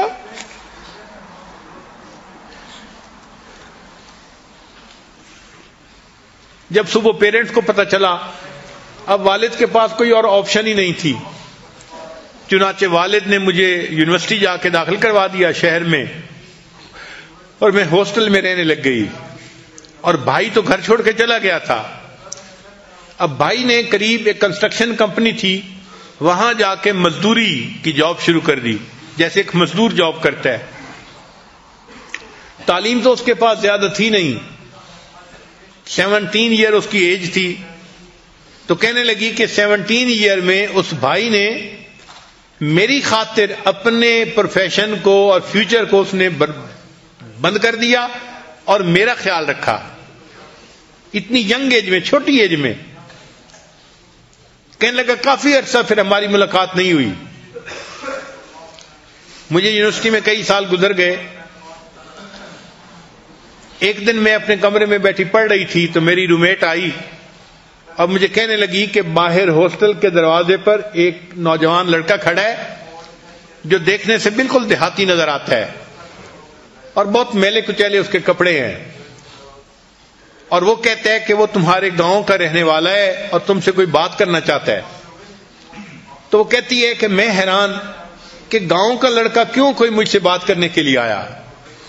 میں چونکہ لڑکی تھی اور گاؤں کے لڑکے لڑکیوں کو مختلف اشارے کرتے رہتے ہیں، تو میں سمجھی کہ یہ کوئی ٹائم ضائع کرنے والا لڑکا آ گیا ہوگا. تو میں نے جانے میں سستی کی. سخت سردی تھی اور آنے والا باہر دروازے کے اوپر سردی میں ٹھٹر رہا تھا، کھڑا ہوا تھا. پھر کافی دیر کے بعد مجھے احساس ہوا جو بھی ہے میں جا کے دیکھوں تو صحیح ہے کون. کہتی ہے میں جب ہاسٹل کے دروازے پہ آئی تو میں نے اپنے بھائی کو کھڑا ہوا دیکھا 3 سال کے بعد. وہ سردی سے ٹھٹر رہا تھا. تو میں نے اسے کہا کہ تم نے کیوں نہیں بتایا کہ تم میرے بھائی ہو. اس نے کہا دیکھو میرے کپڑوں کے اوپر مٹی لگی ہوئی ہے، سیمنٹ لگا ہوا ہے، کنکریٹ لگی ہوئی ہے، حال میرا برا ہے دیکھنے میں. اگر میں بتا دیتا کہ میں تمہارا بھائی ہوں تو تمہاری کلاس فیلوز کے درمیان تمہاری کیا عزت باقی رہتی. اس لیے میں نے صرف یہ کہا کہ میں تمہارے گاؤں کا بندہ ہوں. میں نے بھائی کا تعارف نہیں کروایا. وہ کہنے لگی کہ یہ سوچ کے میں نے بھائی کی طرف دیکھا اور میں نے اس کے کپڑوں سے یہ مٹی وغیرہ جھاڑنی شروع کی. وہ مجھے روک رہا تھا کہ یہ تو میری روز کی روٹین ہے، میں تو انہی کپڑوں میں زندگی گزارتا ہوں. اور میں کہیں سے سیمنٹ اتار رہی تھی، کہیں سے کنکریٹ اتار رہی تھی، کہیں سے ڈسٹ ہٹا رہی تھی. اور میں نے اسے کہا کہ مجھے کسی کی پرواہ نہیں، آپ کو بتانا چاہیے تھا کہ آپ میرے بھائی ہیں. کہنے لگی جب میں نے کچھ مٹی جھاڑ لی تو میرے بھائی نے اپنی جیب میں ہاتھ ڈالا. اس کی جیب میں ایک بٹر فلائی ہیئر کلپ تھا جو عورتیں اپنے لمبے بالوں کے لیے پیچھے لگاتی ہیں اور بہت خوبصورت تھا. اس نے وہ ہیئر کلپ نکالا اور کہنے لگا کہ میرے پاس زیادہ بچت تو نہیں تھی، تھوڑے سے پیسے تھے جو بچے، ورنہ میں تو بہت ہی ہینڈ ٹو باؤتھ زندگی گزار رہا ہوں. یہ جو تھوڑے سے پیسے بچے تھے، میں نے تمہارے پاس آنا تھا تو میں نے سوچا کہ میں تمہارے لیے کوئی گفٹ لے کے آؤں. میں نے دیکھا ہے کہ گاؤں کی اکثر لڑکیاں یہ بٹر فلائی ہیئر کلپ جو ہے یہ لگائے پھرتی ہیں، تو میں تمہارے لیے بھی لے کے آیا ہوں. پھر اس نے وہ بٹر فلائی کلپ جو تھا وہ میرے سر کے جو ہے نا سر کے اوپر رکھا اور کہا کہ یہ تمہارے بالوں کے ساتھ بہت اچھا میچ کرے گا اور تمہیں بہت اچھا لگے گا. وہ کہتی ہے کہ بھائی کی اس محبت کو دیکھ کے مجھ سے نہ رہا گیا. میں نے اپنے چھوٹے بھائی کو حق کیا اور میں نے کہا کہ تم اتنی محنت کی زندگی گزار رہے ہو اور اس حال میں بھی تمہیں اپنی بہن کے لیے گفٹ لینا یاد ہے. وہ کہنے لگی میں تمہیں کیسے بھول سکتا ہوں، آخر تم میری بہن ہو. اس وقت میرے بھائی کی عمر 17 تھی.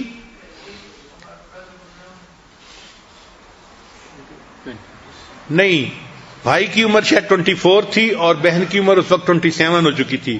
یونیورسٹی کا ٹائم درمیان میں آ چکا تھا. وہ کہنے لگی کہ خیر میں نے بھائی کو پھر رخصت کیا تو اس نے مجھے تسلی دی جاتے ہوئے کہ خرچے کی طرف سے گھبرانا نہیں، جو بھی میرے پاس بچت ہوگی میں تمہیں بھیجوں گا. کچھ تمہیں ابو بھیج رہے ہیں اور کچھ میں تمہیں بھیجوں گا، اس سے تمہارے خرچے پورے ہو جائیں گے. لیکن تم اپنی تعلیم اچھی طرح حاصل کرنا. جس نے اپنی تعلیم کا راستہ بند کر دیا تھا وہ بہن کو نصیحت کر رہا ہے کہ تم اچھی تعلیم حاصل کرنا. کہنے لگی کہ وہ چلا گیا. پھر کچھ سال گزرے تو میری یونیورسٹی کی تعلیم مکمل ہو گئی. اب میرے پاس اچھی پرسنالٹی بھی تھی اور اچھی تعلیم بھی تھی.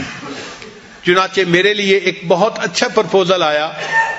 وہ لڑکا پڑھا لکھا بھی تھا اور اس کے اچھی ڈگریاں کی ہوئی تھی. اس کے ساتھ میری شادی ہو گئی. شادی کے بعد میرے خاوند کو میرے بھائی کی کمپنی میں ڈائریکٹر کی جاب مل گئی. تو جس کمپنی میں، کنسٹرکشن کمپنی میں اس کا بھائی کام کرتا تھا مزدور کے طور پہ، اسی کمپنی میں اس کا جو خاوند تھا وہ ڈائریکٹر آ کر لگ گیا. کہنے لگا کہ چند دنوں کے بعد میرے خاوند نے مجھ سے کہا کہ تمہارا بھائی بہت محنت والا کام کرتا ہے، تھکن والا کام کرتا ہے اور مشکل والا کام کرتا ہے. اگر تم اس سے پوچھ لو، اگر وہ چاہے تو میں اس کو سپروائزر کی سیٹ پر جو ہے وہ پروموٹ کر دیتا ہوں تاکہ اس کو زیادہ مشقت والا کام نہیں کرنا پڑے گا. تو بہن نے جب مجھ سے پوچھا، بہن کہتی ہے کہ جب میں نے بھائی سے پوچھا، اس نے بہت فرملی مجھے کہا کہ نہیں، مجھے پروموشن نہیں لینی، میں اسی پہ کام کرتا رہوں گا. میں خاموش ہو گئی. کچھ دنوں کے بعد میرا بھائی سیڑھے کے اوپر چڑھ کر کوئی بجلی کا کام کر رہا تھا. اس کو کوئی بجلی کا جھٹکا لگا اور وہ کافی اونچائی سے نیچے گرا. اس کی لیگ کے اوپر ایک بڑا زخم بھی آیا اور وہ بے ہوش بھی ہو گیا. چنانچہ اس کو ایمرجنسی میں ہاسپٹل میں پہنچا دیا گیا. جب ہمیں اطلاع ملی تو میں اپنے خاوند کے ساتھ اس کی توا پرسی کے لیے ہاسپٹل گئی. تو کہتی ہے کہ اس دوران میرے خاوند نے پھر ٹاپک چھیڑا کہ اس کو کیا ضرورت ہے یہ مشکل کام کرنے کی، میں اس کو پروموٹ کر دیتا ہوں سپروائزر کے طور پہ تو اس کا کام آسان ہو جائے گا. تو میں نے پھر بھائی سے کہا کہ بھائی آپ کیوں جو ہے پروموشن کو نہیں لینا چاہتے؟ تو کہنے لگے، اس نے بڑا سنجیدہ منہ بنا کر کہا کہ دیکھو تمہارا خاوند ابھی ابھی ڈائریکٹر بنا ہے، اگر یہ ایک ان پڑھ لڑکے کو سپروائزر بنا دے گا تو کمپنی میں اس کی عزت کیا رہے گی؟ تو تمہارے خاوند کی عزت کی وجہ سے میں پروموشن نہیں چاہتا، میں جیسا ہوں ویسا ہے. وہ کہتی ہے کہ میں اپنے بھائی کی طرف دیکھ کر حیران ہو رہی تھی کہ اتنا اس کو اپنے بہن کا احساس ہے کہ بہن کے خاوند کی بھی عزت کہیں خراب نہ ہو، اور یہ خود تنگی کی زندگی گزارنے کے اوپر راضی ہے. زندگی کا وقت گزرتا رہا، حتیٰ کہ جب میرا بھائی 30 سال کا ہو گیا تو اس نے گاؤں کی ایک لڑکی سے شادی کی. اب شادی کی مجلس میں سب گاؤں کے لوگ آئے ہوئے تھے، رشتہ دار آئے ہوئے تھے. جب محفل بھرپور تھی تو جو ایک ایونٹ ڈیل کرنے والا بندہ ہے، چیف جو بندہ تھا نا، آرگنائزر جو شادی کے ایونٹ کو آرگنائز کر رہا تھا، کہنے لگے کہ اس نے میرے بھائی کو دیکھا کہ وہ دلہا بنا ہوا ہے اور دلہن بھی آئے اور سارے لوگ اس طرح ساتھ ہیں اور سب اچھے موڈ میں ہیں. تو اس نے اچانک میرے بھائی سے سوال کیا کہ اچھا یہ بتاؤ دنیا میں تمہیں سب سے زیادہ محبت کس سے ہے؟ اچانک اس نے سوال کر دیا.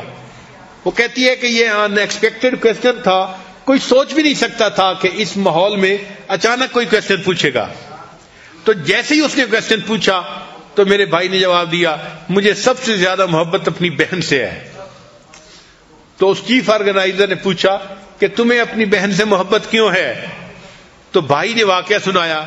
کہنے لگا کہ ہم چھوٹے تھے اور ہمارا گھر ایک شہر میں تھا، ایک ولیج میں تھا، اور ہمارا اسکول دوسرے ولیج میں تھا، اور ہم پیدل اپنے اسکول روزانہ جایا کرتے تھے. ہمیں جانے اور آنے میں 2 گھنٹے لگتے تھے، یعنی گھنٹہ جانے میں اور گھنٹہ واپس آنے میں لگا کرتا تھا. تو کہتی ہے کہ ایک دن ایسا ہوا کہ میرے بھائی کا ایک گلو جو تھا وہ کہیں گم ہو گیا. اب یہ لڑکا نیریٹ کر رہا ہے کہ میرا ایک گلو کہیں گم ہو گیا. ہم اسکول سے واپس آ رہے تھے تو میں نے دیکھا کہ بہن نے اپنا گلو اتار کر مجھے دے دیا کہ بھائی آپ یہ گلو پہن لو. میں نے کہا کہ سردی تو سب کے لیے ایک جیسی ہے، آپ کو بھی تو لگ رہی ہے. اس نے کہا کوئی نہیں، میں اپنی جیب میں اپنا ہاتھ چھپا لوں گی.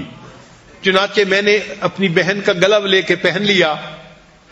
جب ہم گھر پہنچے اور ہم نے اپنے جو پیک کپڑے تھے وہ اتارے، گھر میں تو گرمی ہوتی ہے، مناسب ٹیمپریچر ہوتا ہے، تو کہتے ہیں کہ میں نے اپنے بہن کے ہاتھ کو دیکھا، وہ سرخ ہو چکا تھا جیسے خون اس میں جم گیا ہے سردی کی وجہ سے، اور اس کے جو ناخن تھے وہ تقریباً نیلے ہو چکے تھے۔ اس وقت مجھے احساس ہوا کہ میری بہن نے جھوٹ کہا، مگر میری خاطر اس نے اتنی سردی کو برداشت کیا اور مجھے اس نے گلوز پہنا دیے۔ تو کہنے لگا کہ میں نے اس وقت دل میں یہ نیت کی تھی کہ جس بہن نے میری تکلیف کا اتنا خیال کیا ہے، میں پوری زندگی اس بہن کا خیال رکھوں گا، اس کی کیئر ٹیکنگ کروں گا۔ بھائی نے جب یہ واقعہ سنایا تو کہنے لگی کہ خوب تالیاں بجی، سارے گاؤں کے لوگ خوش تھے کہ اچھا تیری بہن اتنی اچھی کہ جس نے دستانے تجھے پہنا دیے اور تیری تکلیف کا خیال رکھا۔ تو کہنے لگی کہ سب لوگ تالیاں بجا رہے تھے اور میں رو رہی تھی، اور میرا رونا خوشی کے آنسو نہیں تھے، مجھے اس بات پہ رونا آ رہا تھا کہ یہ شادی کا موقع ہے۔ بھائی نے اس وقت میں بھی جو میں نے زندگی میں کوئی ایک اچھا کام کیا تھا اس کو تو پورے گاؤں کے اندر بتا دیا، لیکن اس نے میری زندگی میں میرا کتنا ساتھ دیا اور میری خاطر باپ کی پنشمنٹ برداشت کی اور ذلت برداشت کی اور غربت کی زندگی برداشت کی، یہ بات اس نے کسی کو نہیں بتائی۔ تو اللہ تعالیٰ نے مردوں کو بڑے دل دیے ہوتے ہیں، بھائی اپنی بہنوں کے لیے ہمیشہ اسی طرح ایکٹ کرتے ہیں جس طرح ایک باپ بیٹی کے لیے ایکٹ کرتا ہے۔ اللہ تعالیٰ ان رشتوں کو مضبوط بنائے اور ایسا ہمدردی کرنے والا، محبت کرنے والا، پروٹیکٹ کرنے والا، عزت دینے والا بھائی اللہ ہر بہن کو عطا فرمائے۔ وآخر دعوانا ان الحمد للہ رب العالمین۔ مراقبہ کر لیجیے۔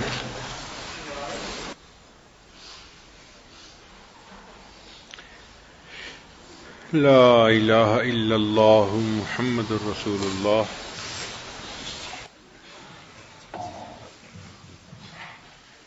اللهم صل على سيدنا محمد وعلى آل سيدنا محمد وبارك وسلم۔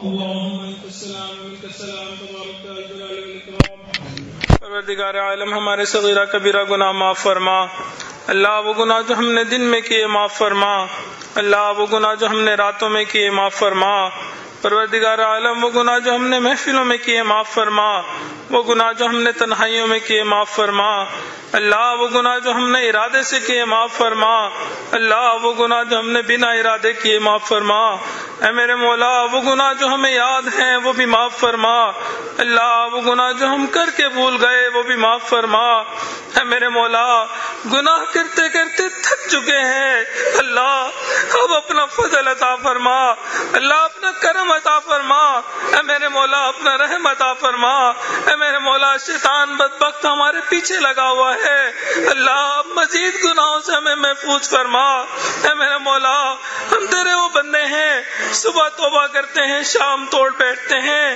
شام توبہ کرتے ہیں صبح توڑ بیٹھتے ہیں، اللہ ایک قدم آپ کی طرف چلتے ہیں شیطان بدبخت کئی قدم پیچھے دھکیل دیتا ہے، اے میرے مولا ہمیں اس گناہوں کی ذلت سے محفوظ فرما، اللہ طاعت کی عزت عطا فرما، اے میرے مولا رات کا وقت ہے، اللہ اندھیری رات ہے، دنیا کے بادشاہوں نے اپنے دروازے بند کر دیے، اے میرے مولا آپ کا دروازہ اب بھی کھلا ہے، اللہ یہ فقیر آپ کے در کے سوالی ہیں، اللہ بڑی دیر سے آئے ہیں، بڑی دور سے آئے ہیں، اللہ آپ کو منانے کے لیے حاضر ہوئے ہیں، اے میرے مولا مان جائیے، اللہ مان جائیے، اللہ مان جائیے، اللہ اگر ہمارے عمل اتنے برے ہیں آپ راضی نہیں ہونا چاہتے، اللہ پھر بھی راضی ہو جائیے، اے میرے مولا پھر بھی راضی ہو جائیے، اللہ ہمارے پاس آپ کا منانے کی سوا کوئی دوسرا در نہیں، اللہ راضی ہو جائیے،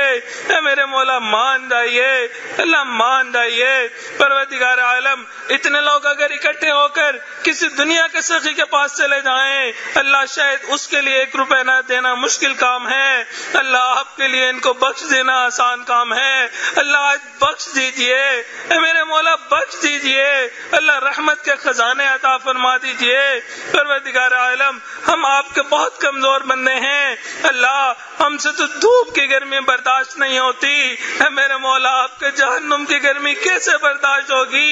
اے میرے مولا ہم بہت گناہ گار ہیں، بہت خطا کار ہیں، اللہ آپ کی محبوب کی امت سے ہیں، اے میرے مولا ہمارے عملوں کو نہ دیکھیے گا، گنبد خضرا کو دیکھ لیجیے گا، اے میرے مولا ہمارے کاموں کو نہ دیکھیے گا، نبی علیہ السلام کے رات کے سجدوں کو دیکھ لیجیے گا، اے میرے مولا ہماری عادات کو نہ دیکھیے گا، محبوب کے گرم آنسوں کو دیکھ لیجیے گا، اے پروردگار عالم ہمارے تمام گناہ معاف فرما، پروردگار عالم اپنے محبین بندوں میں شامل فرما، اپنے مقربین بندوں میں شامل فرما، اے میرے مولا آپ کے محبوب نے آپ کا در دکھلا دیا، یہ بھی بتلا دیا اس در کے سوا کوئی دوسرا در نہیں، انبیاء بھی اسی در پہ چکے، اولیاء بھی اسی در پہ چکے، اللہ ہمیں بھی آپ کے در سے ملنا ہے، اے میرے مولا ہمیشہ اپنے در سے عطا فرما، اللہ ہمیشہ اپنے در سے عطا فرما، پروردگار عالم آپ نے قرآن مجید میں فرمایا یا ایھا الناس انتم الفقراء، اے انسانو تم سب کے سب فقیر ہو، دوسری جگہ یہ بھی فرما دیا انما الصدقات للفقراء، صدقات فقیروں کے لیے ہوتے ہیں، اللہ جب صدقات فقیروں کے لیے ہیں، اللہ ہم فقیر حاضر ہیں، اللہ اپنی ستاری کا صدقہ دے دیجئے، اللہ غفاری کا صدقہ دے دیجئے، اے میرے مولا اپنی کریمی کا صدقہ دے دیجئے، پروردگار عالم ہمیں قبول فرما لیجئے، اللہ آپ نے قرآن مجید میں فرمایا وَأَمَّا السَّائِلَ فَلَا تَنْهَرْ، سوالی کو انکار نہ کرو، جھڑکی نہ دو، اللہ جب ہم کمزوروں کے حکم ہیں، اللہ ہم بھی تو آپ کے در کے سوالی ہیں، اللہ انکار نہ کر دیجئے، میرے مولا انکار نہ کر دیجئے، اللہ چھڑکی نہ دے دیجئے، اللہ دور نہ کر دیجئے، اے میرے مولا اگر آپ نے اپنے در سے دھتکار دیا، مولا ہمارے پاس کوئی دوسرا در نہیں، اللہ ہم بھٹک جائیں گے، اللہ بچا لیجئے، اے میرے مولا بچا لیجئے، اے میرے مولا بچا لیجئے، پروردگار عالم کرم کا معاملہ فرما دیجئے، پروردگار عالم دور قریب سے لوگ آئے ہیں، اللہ بڑی تمنائیں لے کے آئے ہیں، اللہ بڑی خواہشات لے کے آئے ہیں، اللہ اگر آپ نے قبول نہ کیا، اللہ ہمارا یہاں آنا کس کام کا، اللہ اکٹھا ہونا کس کام کا، اے میرے مولا آپ کے ایک ولی کے دروازے پہ آئے بیٹھے ہیں، اللہ آپ نے یہاں کی حاضری قبول نہ کی، اے میرے مولا پھر تو ہم بدبخت ہو جائیں گے، اللہ شکی ہو جائیں گے، اے میرے مولا بدبخت ہونے سے بچا لیجئے، اللہ شکی ہونے سے بچا لیجئے، پروردگار عالم اپنے مقربین میں شامل فرما دیجئے، اے میرے مولا ہم بہت گناہ گار ہیں، مگر ایک حسرت ہے جب قیامت کے دن آپ کے سامنے حاضری ہو، اے میرے مولا آپ ہمیں دیکھ کے مسکرائیں، ہم آپ کو دیکھ کے مسکرائیں، پروردگار عالم ہمیں سعادت عطا فرما دیجئے، اے میرے مولا چھوٹا منہ بڑی بات، مگر مولا بڑی حسرت ہے، آپ ہمیں دیکھ کے مسکرائیں، ہم آپ کو دیکھ کے مسکرائیں، پروردگار عالم ہمارے تمام گناہ معاف فرما، اے میرے مولا اگر آپ نے معافی نہ دی، اللہ کل قیامت کے دن اگر آپ نے نامہ اعمال کھول دیا، اے میرے مولا وہاں تو آقا بھی موجود ہوں گے، اللہ ہم ان کو کیا منہ دکھائیں گے، کیا کہیں گے، اے میرے امتی میں تیری خاطر ساری رات سجدے کرتا رہا، ساری رات نمازیں پڑھتا رہا، تو نے کیا کیا، اللہ ہم تو کسی کام کے نہ رہیں گے، اے میرے مولا تمام گناہوں کو معاف فرما، پروردگار عالم محبوب علیہ السلام کی سنتوں پہ عمل کرنے کی توفیق عطا فرما، اللہ ان کے نقش قدم پر چلنے کی توفیق عطا فرما، پروردگار عالم ہمیں ان کا سچا امتی بن کے زندگی گزارنے کی توفیق عطا فرما، پروردگار عالم آپس میں گھر میں الفت محبت پیدا فرما، اللہ بہن بھائیوں کے درمیان محبت پیدا فرما، اللہ والدین اولاد کے درمیان محبت پیدا فرما، اللہ والدین کی خدمت کرنے کی توفیق عطا فرما، اللہ ایک دوسرے کے حقوق پورا کرنے کی توفیق عطا فرما، اللہ حقوق اللہ اور حقوق العباد پورا کرنے کی توفیق عطا فرما، اے میرے مولا جو نصیحتیں ہم نے سنی ان پہ عمل کرنے کی توفیق عطا فرما، پروردگار عالم جیسے بھی ہیں گناہ گار ہیں خطا کار ہیں مگر آپ کے در کے سوالی ہیں، اے میرے مولا ہمارے دلوں کی نیک تمناؤں کو پورا فرما، پروردگار عالم دور بیٹھی جو عورتیں ان دعاؤں پہ آمین کہہ رہی ہیں اللہ ان کی نیک تمناؤں کو پورا فرما، اے میرے مولا عورت کمزور ذات ہوتی ہے، اپنے دل کی بات اولاد کسی سے بیان بھی نہیں کر سکتی. اللہ ہم نے اس دنیا میں دیکھا اگر چل کے آ جائے لوگ قتل کے مقدمے معاف کر دیتے ہیں. اللہ یہ تیری بندیاں دور قریب سے چل کے آئی بیٹھی ہیں. اللہ ان کے دلوں کی نیک تمناؤں کو پورا فرما. اللہ ان کے آنے کو قبول فرما, ان کی حاضری کو قبول فرما. اے میرے مولا جو اولاد کے طلبگار ان کو نیک صالح اولاد نرینہ عطا فرما. جو صاحب اولاد ان کی اولادوں کو نیکوکار بنا, فرما بردار بنا, ماں باپ کی آنکھوں کی ٹھنڈک بنا. اے میرے مولا اولاد کے غموں سے محفوظ فرما, اولاد کے دکھوں سے محفوظ فرما, اولاد کی پریشانیوں سے محفوظ فرما. پروردگار عالم اولاد کی محبت عطا فرما. اللہ اپنا قرب عطا فرما. اللہ اپنے مقربین بندوں میں شامل فرما.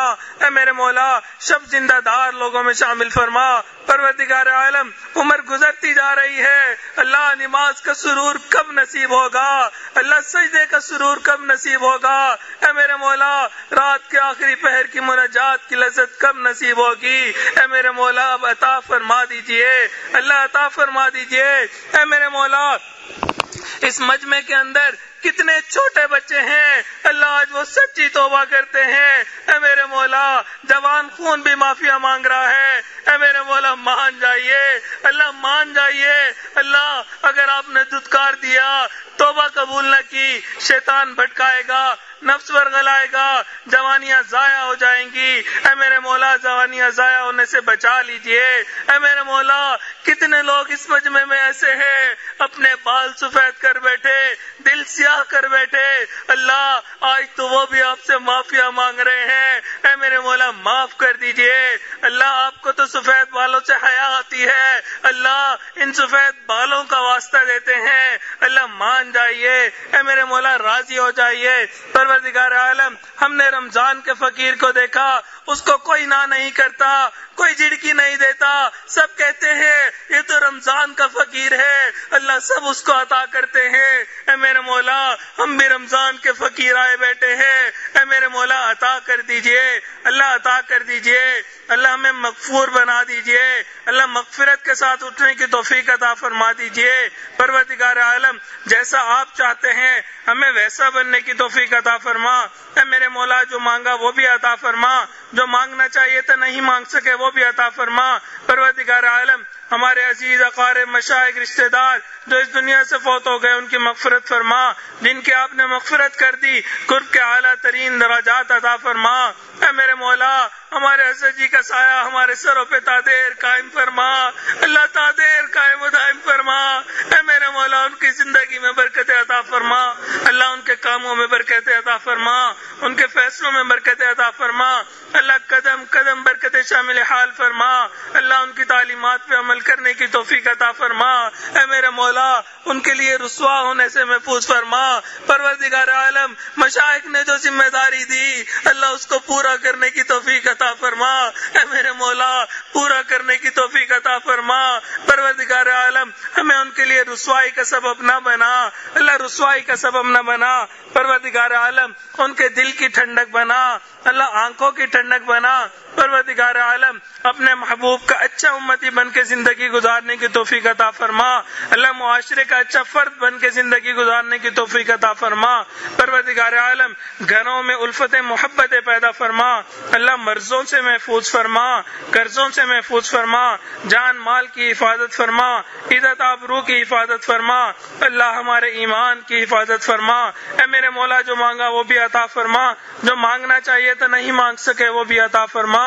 صلی اللہ تعالی علی حبیبہ سیدنا محمد وآلہ واصحابہ اجمعین برحمتک یا ارحم الراحمین.